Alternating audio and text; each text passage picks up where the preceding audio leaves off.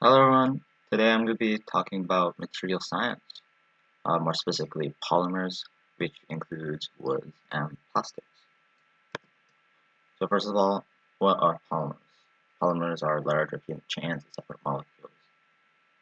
Monomers make up polymers, and the structure of these words, mono, one is, and poly, many. Polymers make up all plastics, plant matter, and even DNA.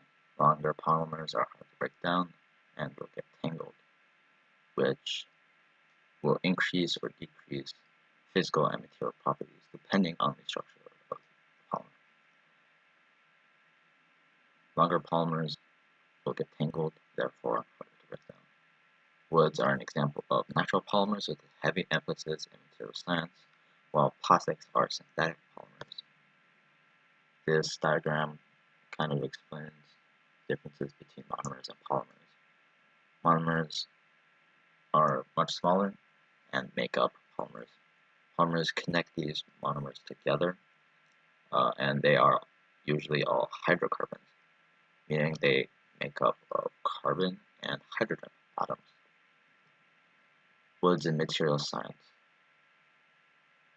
What is really emphasized is three different components in wood: cellulose, hemicellulose, and lignin.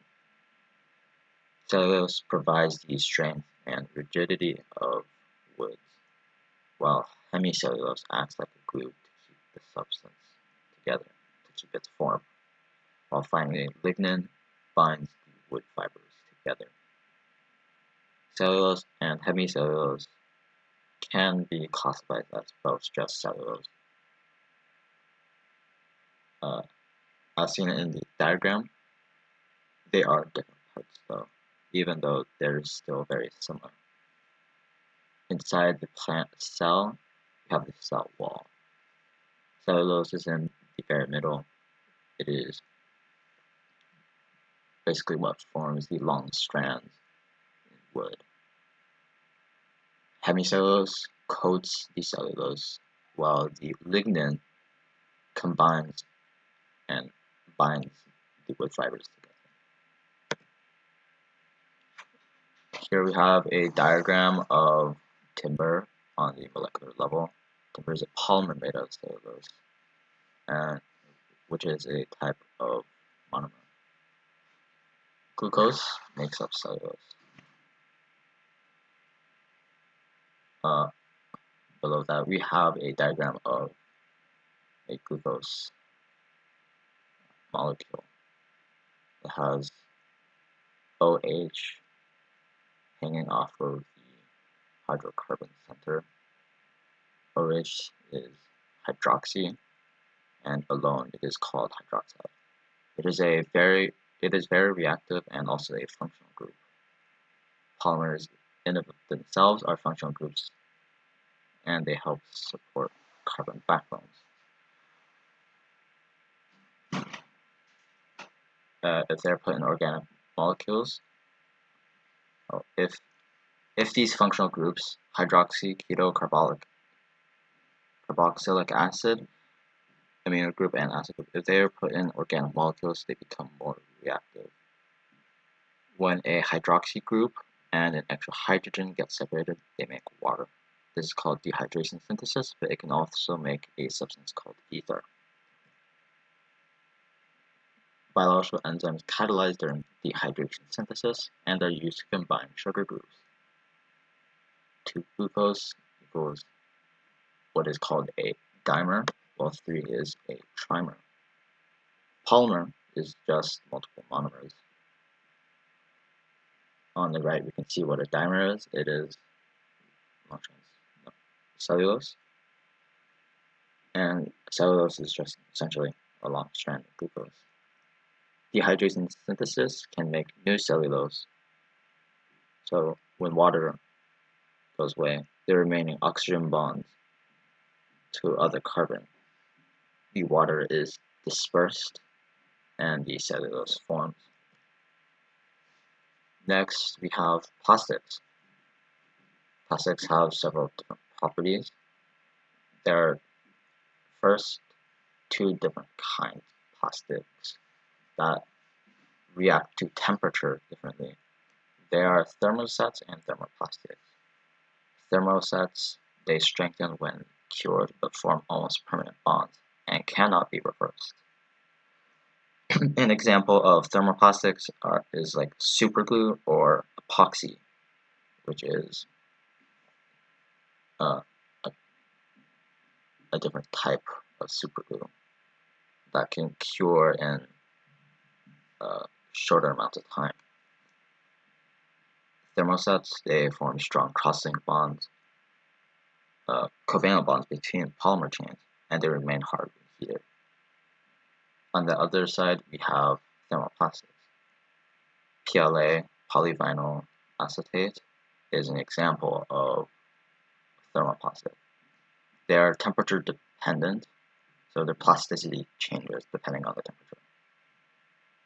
Because thermoplastic curing is reversible, they are also easily recyclable. As opposed to thermosets, they form weak and temporary intermolecular bonds between polymer chains. Unlike thermosets, they have no cross-link between the chains, and they soften when heated. However, they do have strong links into polymer chains, so it is still durable. Next, we have waterproofness. Basically, since plastic cannot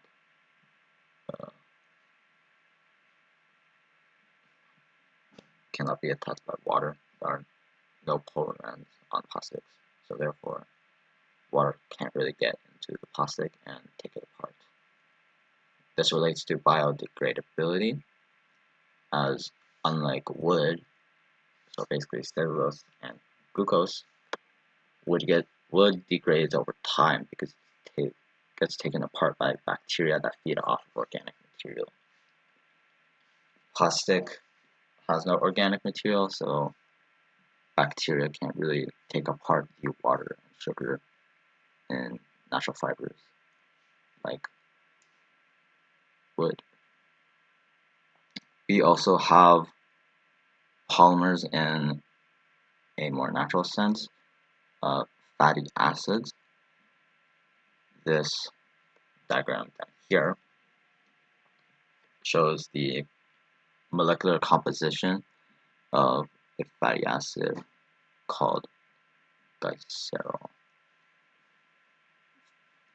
This part up here is glycerol, while down here is the acid and the alkane, which form the fatty acid that connects to the glycerol. Dehydration synthesis occurs when a fatty acid links onto a glycerol.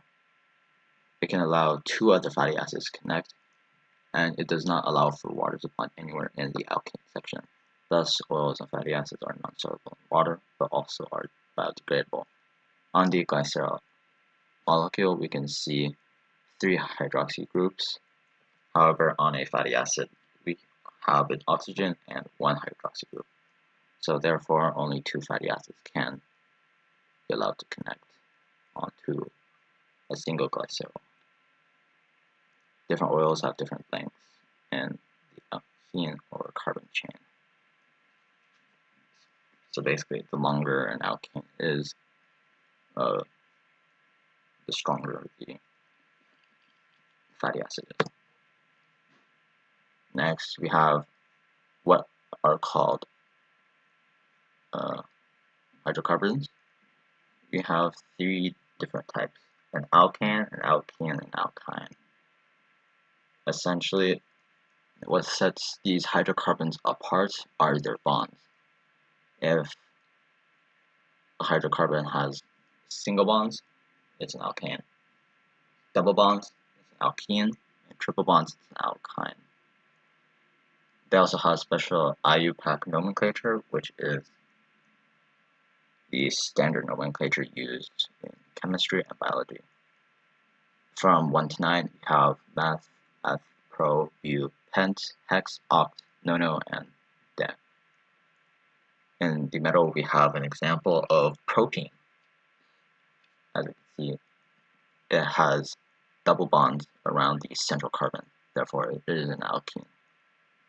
While we have ethene, which is basically just two carbons stuck together, if it has a triple bond in it, it becomes ethylene.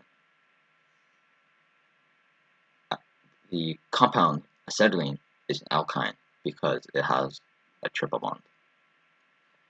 And polyethylene, that is essentially when multiple ethenes combine. So this one ethene here would be considered a monomer, while polyethylene is a polymer. In conclusion, polymers make up many of the materials in living organisms and are the basis of many minerals and many man-made materials.